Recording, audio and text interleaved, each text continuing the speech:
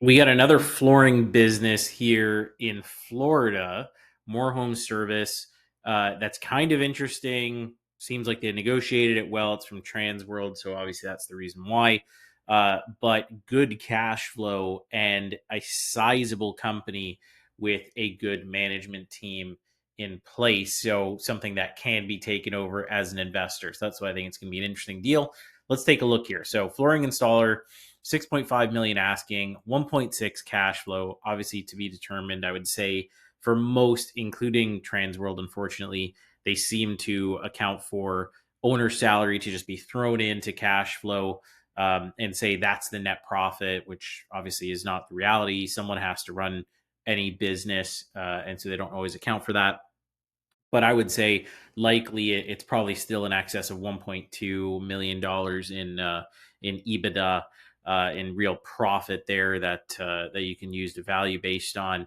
But reality is there's probably a couple $100,000 in owner salary that's being added in there, where there should at least be for $12 million in revenue company, probably something like a 150 to 200 grand CEO salary that should be accounted for and taken out of the cash flow, because someone needs to operate, and it's likely at this size that you're going to have a CEO or president or something like that coming in. But that said, 2018 established, so this thing's only 6 years old, and they've scaled up to $12 million. That sounds really great. However, that is probably the biggest close to red flag that I have on this business. It's more of a yellow flag, I would say. And that's just because they're not old enough to have significant repeat business. Whereas when you have a business that's 30 years in, they have significant referral sources. However, something of this size, scaling up over 6 years at $12 million, there's a lot of push that's gone into a business like this. And so asking price versus cash flow, they're not asking for an aggressive multiple, but probably still enough that you'd want to decrease your risk here with a little bit more push towards seller finance. And I'll walk through that in a second. But reasonable rent, probably for the size of business. I'm sure they store a lot of materials. They have a management team in place, as they mention.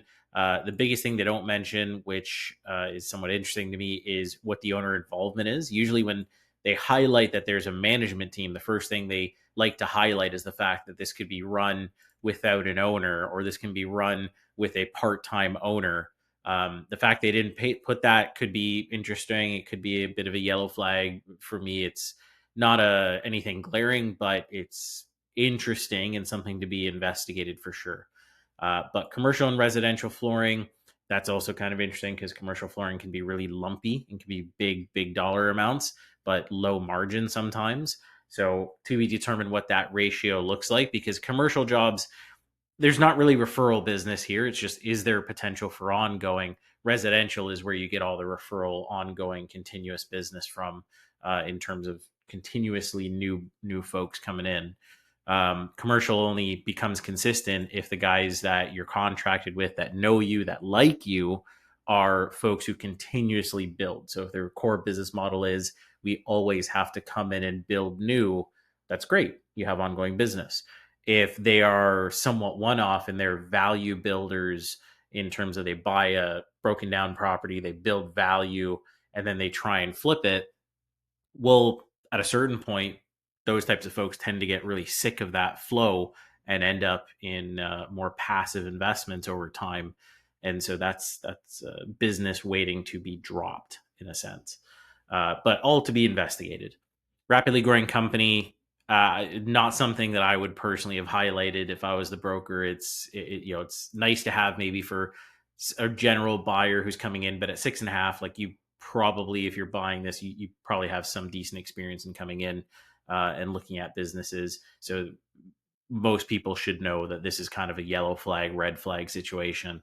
But impressive customer base is always good to be determined what that looks like. But if they've got a good significant chunk of the market, or they've gone after a significant chunk of the market and got a good old lead and new lead and closed lead list, could be interesting. Means there could be some good business to build on here.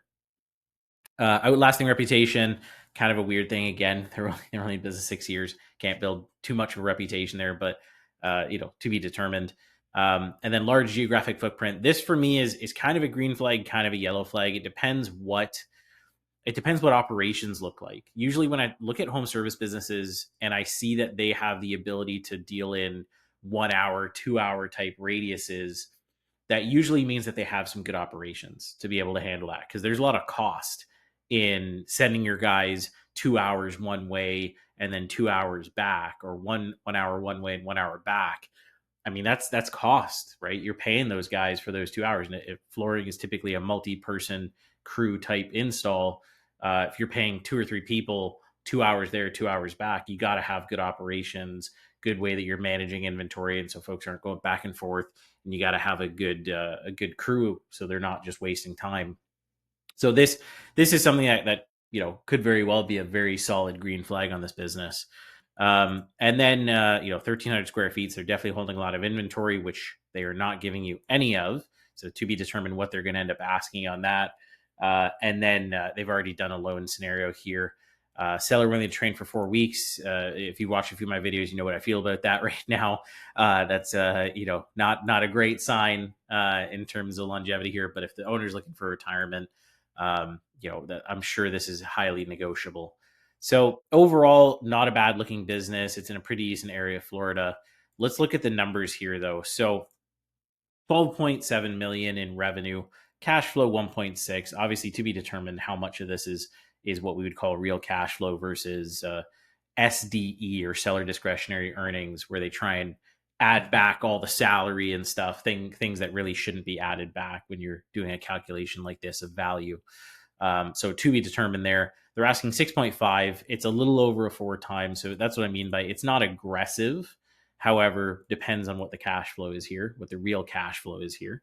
But when you really look at all the fees involved, right? Due diligence, SBA guarantee fee, loan origination fee, assuming you're working the buy side advisor, and also assuming that you're going to have to do a working capital part to your loan, given they're not giving you inventory. They're only giving you 71 grand in equipment, which might really just be tools to install flooring, might not even include the fleet. That's all stuff to be investigated. I'd assume for a business of this size, at least $500,000 in working capital is necessary, because a lot of this cost is probably tied to physical inventory you order and install versus things like payroll. That's really what you're trying to cover in working capital to start. Though that said, you may actually need as much as $1 million in working capital, so to be determined there. So assuming that you're not able to negotiate that stuff, this is really the loan scenario on a 80% loan, 20% seller finance. You're still cash flowing $500,000 at the end of the year. The debt service ratio is 1.5. It's not great. It's not horrible. But that would kind of be, the listing scenario as is. What I would do to de-risk here, because again, it's 6 years in business. It's not really that heavily established, but it has some good legs here, is I would probably negotiate to have 6 months, low end 4 of working capital left in the business. And that way you're de-risking yourself a little bit more, like you're actually getting a little bit better of a purchase price without really adjusting their purchase price. Because some folks, this is always a business seller specific thing. Some people just want to get a number. They don't care how they get there. They just want that number. And the biggest thing you got to understand in the relationship is, if they get that number, how does it impact them? Is it something where they then have to pay their broker based on that amount, or based on cash in hand, or what's the metric there? And if it is based on that amount, are they able to pay that broker as money comes in? If not, then you got to account for that. But the other thing is, some people are just they want the vanity metric. They want to know they've sold for X amount of dollars, even if they get that amount over 10 years. They don't care. They just want that. They want that vanity metric. So assuming this is a vanity metric play, which it often is in home service, to be honest, these guys are very, very much about getting their numbers so they can leverage it. Push working capital to be part of the deal, push 3, 4, 5 months of transition for free. Personally, I would push for 6 to 12, and leave the asking price as is and just work within that. And that way you can reduce your SBA loan amount. and you end up with a little bit higher debt service ratio, over 600,000. And if you really wanted to de-risk, so if you were really worried about risk here, what I would do is I would probably personally, I would adjust the purchase price. But if you didn't want to do that, what you do instead is push for more like a 70-30 split. So 70% SBA cash, 30% seller finance. You get closer to a 2 times ratio. That's kind of the ideal. That's where we want to be. Meaning, if you're paying $1 million, or if your business is making $1 million net, half of that goes in your pocket, the other half goes to debt. In that sense, generalized. But in this case, you're getting closer to it, and so you have a lot of leeway here where you can take that cash, you can pay down seller finance, you can pay for consulting if you have to. You have cash to make things work, assuming that the management team may not be as strong as they may say, or who knows what happens on day one. But yeah, that's how I would look at it. It's an interesting business nonetheless. I mean, yeah, it's only 6 years in, but to grow 12 million is still impressive. It's still a feat. It means that there is still a pretty decent team behind there. Biggest thing you'd want to look at with this deal to de-risk is how solid is the management team in terms of their abilities, but also are they willing to stay? And then the other is, what do the reviews really say?